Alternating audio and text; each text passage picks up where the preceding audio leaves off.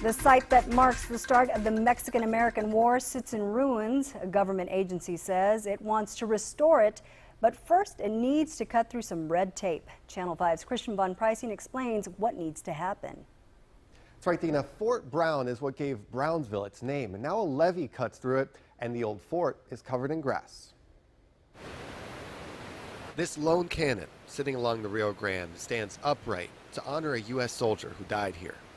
This is the site of a battle that started a war on the border. The cannon fire was just coming all over the place. A group of U.S. soldiers sent to hold an area disputed by Mexico. From this direction and this direction. Mark Speer, a superintendent for the National Park Service, We can go across. walks us through the grass of the old ruins. Fort Brown was built out of the dirt that it sits on now.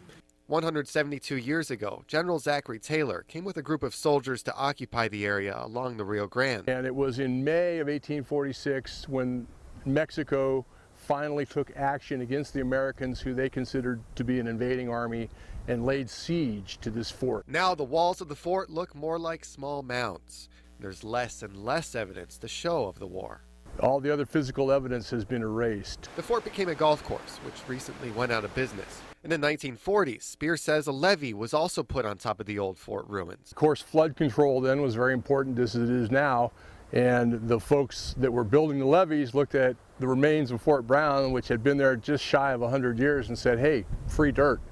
And scooped up a large portion of the remains of the fort that were above ground and incorporated them in the levee system you see behind me. The levee and the old golf course belongs to the International Boundary and Water Commission.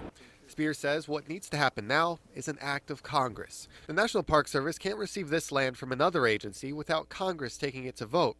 A bill was introduced in June.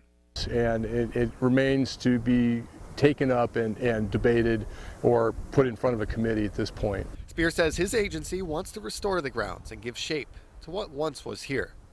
We can tell the story of what happened here that changed both nations. The story about a battle along the Rio Grande that started a war.